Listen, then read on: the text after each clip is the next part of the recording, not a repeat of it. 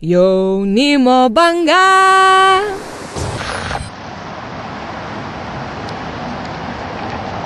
Sveiki, esu Kristina iš internetinio mokinių radijo Jaunimo banga.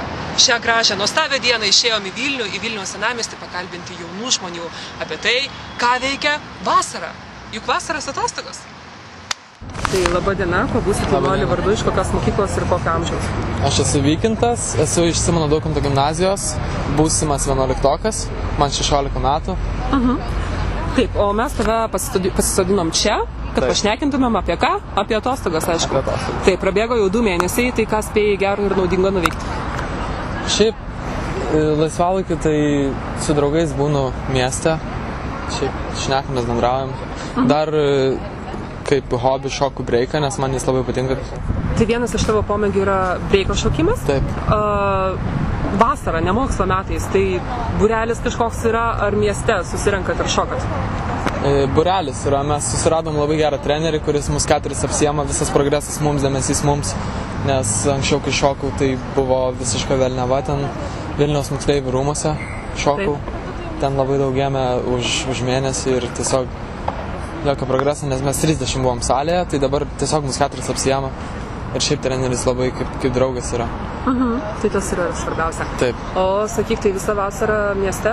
Į kaimą nevažiuoji, į gamtą nevažiuoji, į kelionės kažkokias? Kaimo mes nebeturim ir sodą nebeturim, bet šiaip buvau dar nuvykęs pas draugę tokį vieną į kaimą, ten pasikaiminau, kaip sakant. Tada buvo Tundra festivalis ir daugiau šiaip nieko.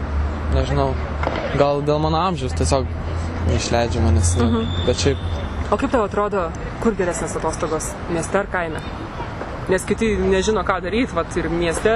Tai reikia pasibūti ir mieste, ir kaime, kad būtų tas aukso viduriukas, nes norisi vieno, norisi kito, tiesiog reikia viskam laiko duoti. O atostogos kaime, tai kokie pliusai? Atostogos kaime, grynas oras, gamta, ežeras. Gali tiesiog atsipalaiduoti, nes tai yra gamta. O miesto pliusai kokie? Miesto pliusai, daug draugų, daug veiklos ir tiesiog daug renginių ir panašiai. Bet apie renginius pradėjom kalbėti. Vilniuje, kokie Vilniuje vyksta renginiai, apie kokius žinai? The Kings, tai tie tokie koncertai, kurie vyksta kas mėnesį, gal kas 2. Labai gerai, iš tikrųjų, labai gerai organizuoti, ten suvyksta iš užsienio visokie didžiai, labai gerai groja, labai pozityvi atmosfera, viskas puiku. Dar yra renginių būna Vienuolyno kiemelėje, bet ten būna Monday Jazz, būna visokie koncertai, tenais irgi linksma, bet tiesiog ten kaip kavinė su fonu. O sakyk, tau dar nėra 18, ar laisvai praeini renginius? Žiūrint kokiu metu, nes kaip apsauginiai tie paprasčiausiai. Jeigu jau mato, kad eina anksti į renginį, tai vadinasi, jis bus nepilnametis. Jeigu tu eini kokią 1 valandą į tą renginį, tai tave laisvai įleis, nes jau visi suėję, ten galima sakyti, ir tiesiog nebetikrina jau taip. Tai paminėjai keletą renginių, kurie tau patinka, kurie vyksta Vilniuje, o kokių renginių trūksta? Pastebėjai, kad trūksta tau kažko, iš kultūrinių renginių? Iš kultūrinių?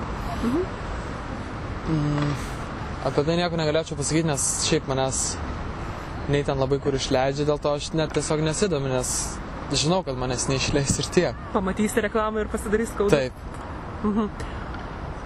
Tai viskas, kas vyksta, apie ką tu žinai, viskas atrodo kaip ir idealu, galėtų tik įleisti ir nepilnamečius į kiekvienos renginius?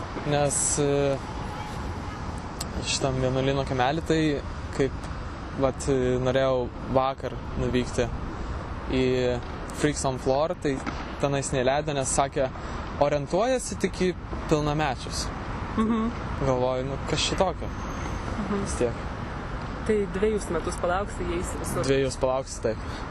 Tai ačiū tau, ačiū už interviu. Ačiū jums. Linkiu gero paskutinio atostogų mėnesio. Ačiū labai. Tai va, ir gerų koncertų. Pabandyk prasmukti geresnius, kad ir tave įleis. Gerai, ačiū. Gerai, ačiū tau.